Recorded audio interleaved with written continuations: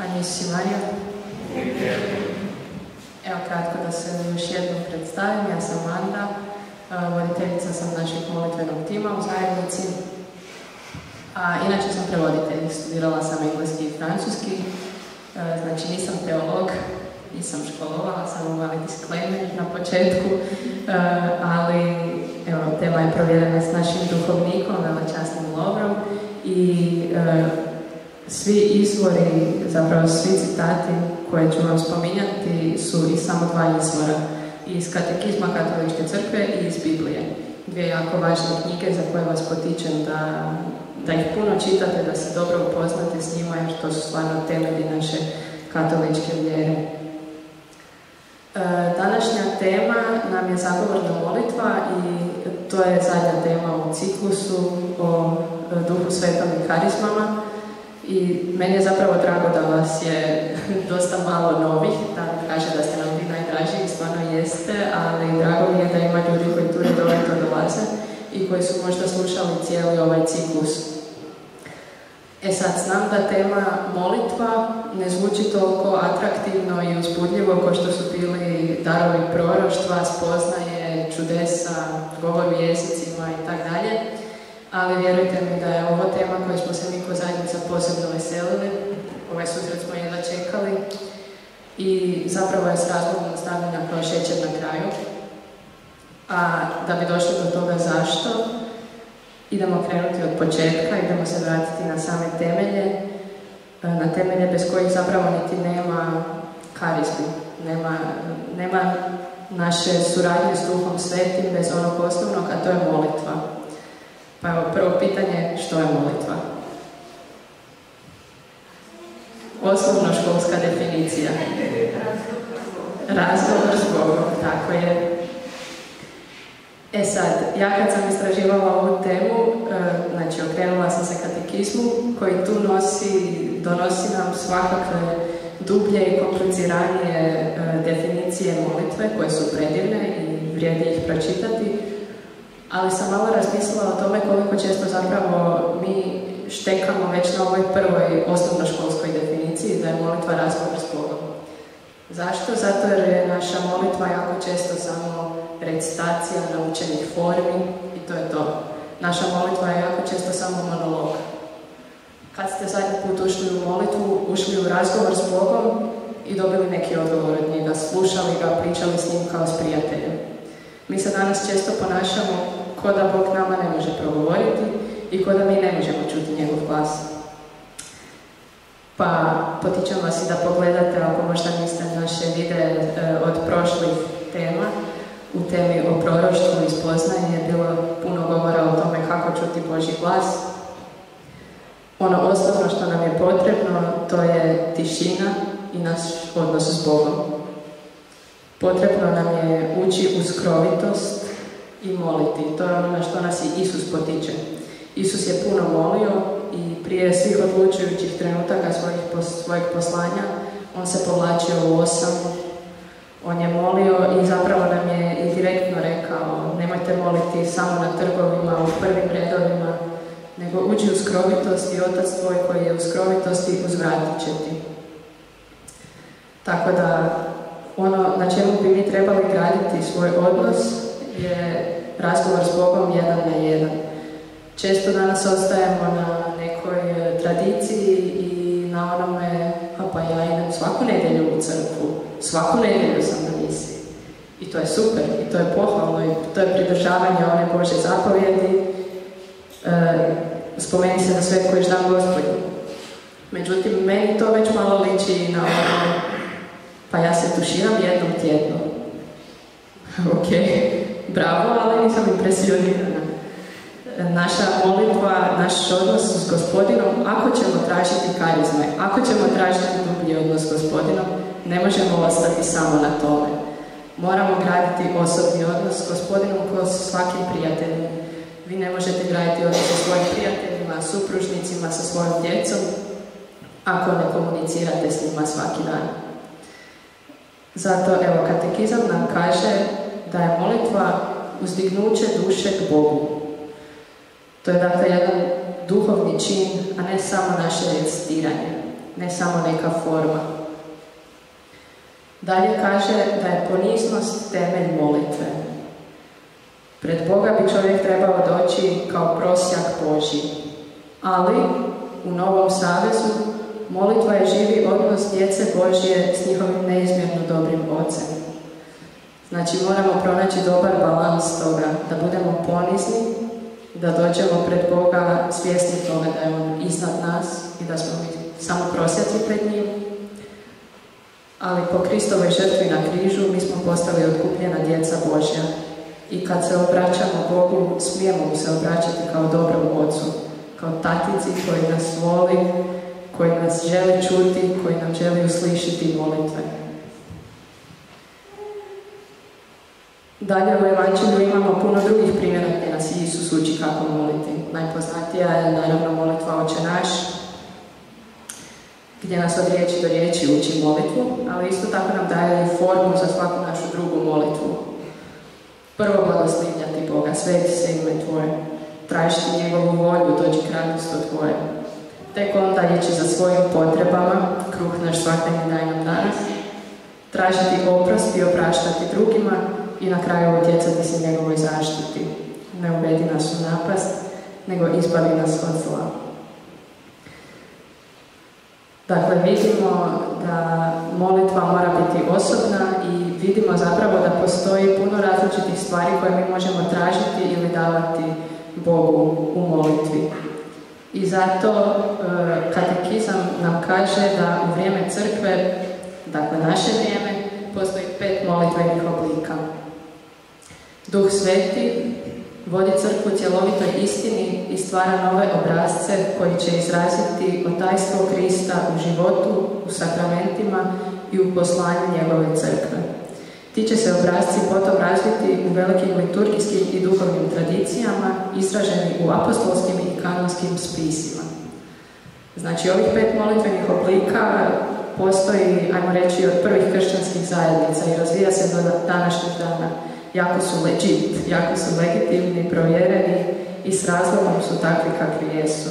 Jer Duh Sveti vodi crkvu, ostavlja nam tradiciju i ostavlja nam ovih 5 oblika molitve, kroz koje ćemo sad kratko proći. Pa kad prođemo kroz sve oblike molitve, jedan od njih je i zagovorna molitva, koju ćemo onda malo pobliže objasniti. Znači, imamo prvi oblik molitve, to je klanjanje. Klanjanje je, kaže katekizam, temeljni čovjekov stav pred Bogom i klanjanje bi trebalo biti čisto uživanje u Božoj prisutnosti. Ako ste bili ponekad i na našim klanjanjima, mi kao zajednica često animiramo klanjanja, ali nam fali nešto nam jako fali u našim klanjanjima, a to je više tišine. Više tišine i više upravo tog osluškivanja Boga, slušanja njegovih poticaja, a ne samo naših pjesama, samo naših molitava. Mi se trudimo uvesti malo više tišine, ali često ni mi nemamo strpljenja za to, ni mi nemamo vremena za to, a pogotovo često ljudi oko nas nemaju strpljenja za to. Čim tišina bude duža od 2-3 minute, onda se čuje šuškanje, okretanje i pitanja kaj sad, razglas ne radi, kaj se događa. Tako da danas smo jako naviknuti baš na tu užurbanost, naviknuti smo na buku, naviknuti smo na puno podražaja, a klanjanje bi nas trebalo učiti tišini, slušanju i jednostavno uživanju u Božoj prisutnosti, gdje mi njega blagoslivljamo zato jer je on izvor svakog blagoslova. Ok, to je prvo. Drugi oblik molitve je molitva pohvale ili slavljenja. Molitva slavljenja slavi Boga radi njega samoga, povrh svega što on čini, slavi ga jer on jest. Dakle, mi smo ovaj susret započeli molitvom slavljenja, izgovorili smo mu i svakakve molitve, sigurno smo mu i možda zahvalili na nekim uslišanim molitvama, ali ono najvažnije je stanje našeg srca. Najvažnije je da dođemo pred njega svjesni toga da je on iznad nas, da je on stvoritelj, da je on izvor našeg života i da je on vrijedan svake naše hvale i slave. Na molitvu slavljenja nas potiče i Pavao i prva crkva je puno slavila. On kaže razgovarajte među sobom psalmima, hvalospjevima i duhovnim pjesmama. Pjevajte i slavite Gospodina u svom srcu. Bilo bi jako lijepo čim više na ovaj način moliti, čim više slaviti Gospodina. Treći oblik molitve je molitva prošnje i to nam je sigurno svima najbolje poznata molitva. I često smo skloni, svi, ja prva, ući u molitvu i reći Bože daj mi, daj mi, daj mi, daj mi. Ovo mi treba, ono mi treba. I zapravo koliko je to čest naš stav i naš oblik molitve možemo vidjeti po tome koliko imamo samo sinonima za tu riječ prošnja. Iskati, zahtijevati, tražiti, zazivati, prositi, vapiti i tako dalje i tako dalje. To nam jako dobro ide u životu obično. Svi smo jako svjesni svojih problema i muka i često ta molitva onda postane dosta onako suhoparna i dosta naporna. Meni prvo postane naporno obraćati se Bogu samo sa daj mi, daj mi, daj mi, a mogu misliti kako je njemu onda to slušati. Ali to ne znači da je to loše, to ne znači da mi ne trebamo moliti i prositi nešto, tražiti od Boga. Kaže katekizam, razumije se da svaka potreba može postati predmetom prošnje. U svakoj životnoj situaciji trebamo se utjecati Bogu. Krist koji je sve preuzeo da bi sve otkupio, proslavljen je molbama koje upravljamo Otcu u njegovo ime. Krist nam je sam rekao, što god zaištete u moje ime, daću vam. On nas sluša, on nas potiče da mu se utječemo u teškim situacijama. I mi, kao stvorovi Božji, nismo sami svoje počelo, niti smo gospodari nevolja. Bog je jedini koji nam može dati mir. Mi si ponekad možemo sami pomoći u nekim situacijama, ali vrlo često nam je u svemu tome jedino potrebna prisutnost Božja.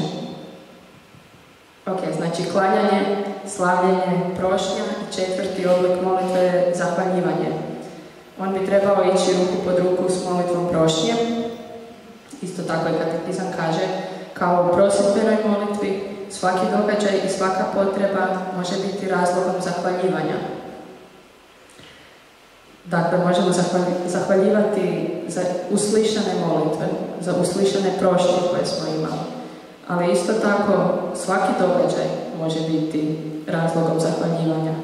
Svako jutro kad se probudimo, svako jutro kad je vani sunce, hvala ti Gospodine što pjevaju ptice, hvala ti Gospodine na mome zdravlju, hvala ti što imam krov nad glavom.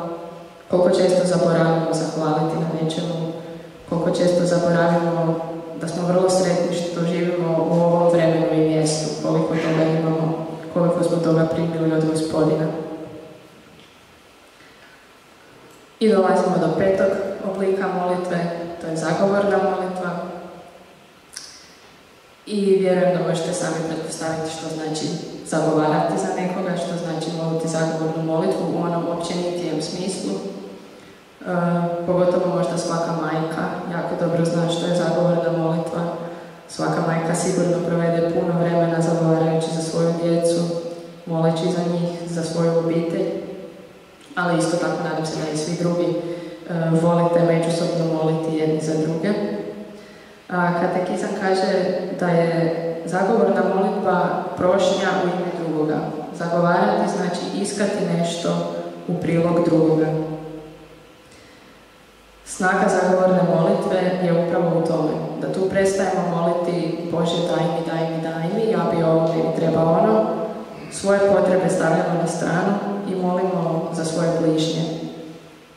Takva molitva, izrečena u ljubavi, nesebična, ne poznaje granice. Bogu je posebno mila i proteže se i na neprijatelje. To je ono na što nas Isus također poziva u Evanđelju, kad kaže, ako molite samo za svoje bližnje, kako li vam plaće? Ako samo njih pozdravljate, samo s njima ste si dobri. Zar to isto ne čine i opaki? On nas poziva, molite za svoje neprijatelje. Blagoslivljajte one koji vas progone. A tako moli i on sam. On u svojoj muci moli Oče, oprosti im jer ne znaju što čine. U trenucima kad ga bičuju, kad ga pribijaju na križ, on zagovara pred Ocem za one koji ga zlostavljaju.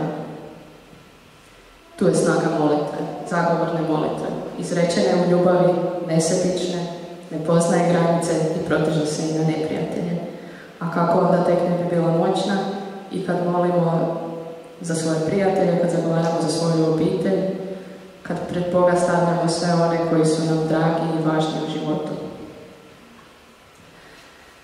Pa evo čisto malo da vidimo koliko je zagovorna molitva utemeljena u Bibliji. Spomenula bi 2 primjera iz Starog Zavjeta, jako poznata, zagovorne molitve, zagovaranja, a onda i nekoliko primjera iz Novog Zavjeta, odnosno Evanđelja i nekoliko situacija u Prvoj crkvi. Evo za početak, već na početku Starog Zavjeta u knjizi Postanka imamo Abrahama kao zagovornika koji zagovara za Sodomu i Gomoru.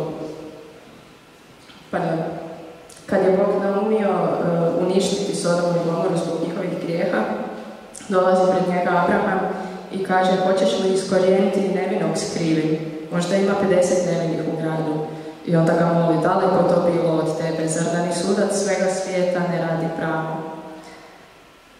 Tad Jahve odgovara: ok, ako ih nađem 50, poštedjet ću cijeli grad. Ali Abraham tu ne staje, dolazi ponovo i kaže: ja se evo usuđujem govoriti Gospodinu, ja prah i pepeo. Da slučajno ne bude nevinih 5 manje od 50, bi li uništio sav grad. I tako dalje, i tako dalje. Abraham nagovara Boga za 40, 30, 20, dok na kraju Gospodin u potpunosti ne odustane od kazne za Sodomu i Gomoru. Znači, tu vidimo primjer prekrasnog zagovora gdje Abraham dolazi pred Gospodina u poniznosti, ali i u hrabrosti. Zagovara, traži nešto što nije uopće za njega, što nije njegova potreba, ali zagovara i spašava cijeli grad. Zaziva Božje milosrđe na cijeli grad. Drugi primjer iz Starog Zavjeta, možda i najpoznatiji, to je Mojsije, koji je definitivno najveći zagovornik izraelskog naroda. On je posrednik između izraelskog naroda i Boga. Posrednik je i kod primanja 10 Božjih zapovjedi i tako dalje, ali i kad Jahve namjerava opet kazniti izraelski narod, jer su sebi napravili zlatno tele. Jahve kaže: dobro vidim da je ovaj narod tvrde šije. Pusti sada neka se moj gnjev na njih raspali, da ih istrijebim. Onda ću od tebe razviti veliki narod. Znači, Bog ovdje uopće ne prijeti Mojsiju. Bog kaže: ja ću uništiti ovaj narod, a tebe ću zapravo proslaviti. Od tebe ću razviti veliki narod. Ali Mojsije to ne želi. Mojsije se zauzima za svoju braću i sestre. Mojsije kaže: o Jahve, čemu da gnjevom pamtiš na svoj narod koji si izbavio iz zemlje egipatske silom velikom i rukom jakom? Zašto bi Egipćani rekli: u zloj ih je namjeri izveo da ih smakne u brdima? Mojsije kaže: spomeni se Abrahama, Izaka, Izraela, slugu svojih kojima se sam u sebi zaklao. Znači, cijelo vrijeme on nastavlja isto kao i Abraham, uporno zagovarajući za izraelski narod, tako dugo dok Jahve ne odustane da na svoj narod svali nesreću koju mu bijaše zaprijetio. Tu smo zapravo došli do kraja priča iz Starog Zavjeta. Vidjeli smo primjere Abrahama i Mojsija koji zagovaraju i po svojem nesebičnom zagovoru spašavaju cijeli narod i zazivaju Božje milosrđe. Sad u Novom Zavjetu imamo prekrasne primjere gdje sam Isus moli zagovornu molitvu i to fun fact, molio je, zagovarao je za svakog od vas, za svakog od nas. To vidimo u njegovoj svećeničkoj molitvi kad kaže: Oče sveti, sačuvaj ih u svome imenu koje si mi dao, da budu jednom kao i mi. Kao što ti mene poslao u svijet, tako i ja poslah njih. Tu govori o apostolima naravno, ali onda kaže: ne molim samo za ove, nego i za one koji će na njihovu riječ vjerovati u mene. Tu apostolsku vjeru smo i mi primili do današnjih dana i mi smo na njihovu riječ povjerovali, a Isus je, evo, za vrijeme svog zemaljskog života molio za nas, da budemo jedno kao što je on u Otcu jedno. Dalje vidimo i primjer specifičnije, ajmo reći, onako pojedinačne zagovorne molitve gdje se Isus pred Bogom zauzima za Šimuna, Petra. Kaže: Šimune, Šimune, evo Sotona zaiska da vas prorešeta kao pšenicu, ali ja sam molio za tebe, da ne malakše tvoja vjera. Isus koji je sam Bog i dalje ima potrebu obraćati se Otcu, tražiti milosrđe, tražiti zaštitu, tražiti zagovor za ljude koji su mu dragi i bliski. Zauzima se za Šimuna. Onda kad idemo malo dalje, vidimo da je i prva kršćanska zajednica nastavila i prihvatila taj oblik molitve, zagovaranja. Puno su molili jedni za druge i posebno nas na to poziva i Pavao kad kaže: složni budite, istu ljubav njegujte, jednodušni, jedne misli budite. Nikakvo suparništvo ni umišljenost, nego u poniznosti jedni druge smatrajte višima od sebe. Ne brinite se samo svaki za svoje, nego i za ono što se tiče drugih. Prvo kad je meni palo na pamet kad sam to pročitala je bilo, Pavao nam govori da zapadamo na nosu tuđa posla, ali to nije istina, nego nam ponovno nas potiče na ono o čemu smo na početku govorili, a to je da ta molitva mora biti u ljubavi, poniznosti, iskrena i nesebična. U poniznosti jedni druge smatrajte višima od sebe. Nemojte da vam budu važne samo vaše potrebe, nego imajte suosjećanja za druge oko sebe. Ok, sad možemo spomenuti i recimo primjer, pada mi na pamet primjer Svete Monike, koja je zagovarala za obraćenje svoga sina, dugo godina molila, da bi se taj sin na kraju ne samo obratio, nego i postao Sveti Augustin. Dakle, i tu vidimo snagu te zagovorne molitve, nesebične. A zašto je ona toliko snažna? Već jesmo spomenuli tu nesebičnost, ljubav, što cijelo vrijeme ponavljamo. Ali važno je tu istaknuti da kad se vi preporučate u nečije molitve, ne moli ta druga osoba bolje od vas. I mi kao zajednica, kao molitvena zajednica često dobivamo upite, molbe, ljudi nam šalju svoje nakane i potrebe, preporučuju se u naše molitve i Bogu hvala dobili smo jako puno prekrasnih svjedočanstava o ispunjenim molitvama, uslišanim nakanama. To nije zato jer smo mi molili bolje nego što čovjek može moliti sam za sebe. Nego Pavao kaže u poslanici Efežanima: onomu pak koji snagom u nama djelatnom može učiniti mnogo izobilnije nego li mi moliti ili zamisliti. Njemu slava u crkvi i u Kristu Isusu za sva pokoljenja vijeka vjekovječno. Znači, poanta je još jednom u nesebičnoj molitvi, ali i molitvi koja surađuje s Duhom Svetim. On je taj koji nas pokreće i on je taj koji u nama snagom djelatno može učiniti mnogo izobilnije nego što mi moliti znamo. Ne znamo mi moliti bolje nego bilo tko drugi, nego se mi samo želimo oslanjati na Duha Svetoga i u ljubavi zagovarati za potrebe svojih bližnjih. U centru nam dakle mora biti čovjek i srce čovjeka. Tko ne ljubi, taj ne moli ozbiljno. Tko ne ljubi, taj ne ulazi u molitvu u poniznosti. Nema pravi stav pred Gospodinom. A kad vjernik na poticaj Duha Svetoga moli za grešnike, mora biti svjestan toga da je i on sam griješnik, dakle ne donosi nikakve osude, nego moli za sve. Svjestan je da se ne razlikuje od ljudi za koje moli. I kad se moli s tim duhom i s tim stavom, molitva je plodna, jer je ponizno ide pred Boga moliti i zagovarati. Na to smo pozvani svi i na to je pozvana i crkva u svim svojim udovima. Ima poslanje prakticirati zagovornu molitvu. Posebno su to dužni činiti oni koji imaju i neku odgovornu ulogu, koji imaju, ajmo reći, ljude ispod sebe za koje su odgovorni. To su i roditelji, i svećenici, i ministranti, i voditelji zajednica. Svi smo pozvani zagovarati jedni za druge. I sad bih još samo kratko napomenula razliku možda između tog općenitog zagovora, općenite zagovorne molitve i pojedinačne zagovorne molitve koja se danas često sreće na susretima molitvenih zajednica i koju ćemo imati priliku i danas, imat ćemo priliku pristupiti pojedinačnoj zagovornoj molitvi. U trenutku, dakle, kad pristupate na pojedinačnu zagovornu molitvu, obično ljudi koji za vas mole su ljudi koji su spremni moliti za vas u ljubavi, poniznosti, nesebičnosti i tako dalje, ali također ljudi koji su otvoreni karizmama i otvoreni djelovanjem Duha Svetoga, koji ulaze u molitvu ne samo kao recitiranje, nego koji ulaze u molitvu i sa osluškivanjem. I u tom trenutku Bog nam zapravo otvara srce osobe za koju se moli. To je ono što je meni posebno prekrasno u svakoj zagovornoj molitvi.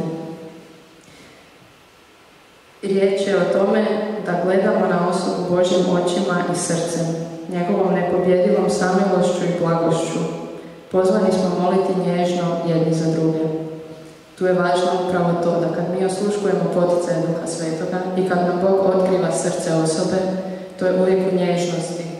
To nikad nisu, Bog nikad ne otkriva tuđe grijehe, to nikad nisu neke neugodne situacije zbog koje bi se netko posramio ili nešto tome slično, nego Božja riječ za nekoga uvijek ohrabruje, tješi, izgrađuje i ako eventualno opominje, uvijek opominje opet na izgradnju, a ne na posramljivanje.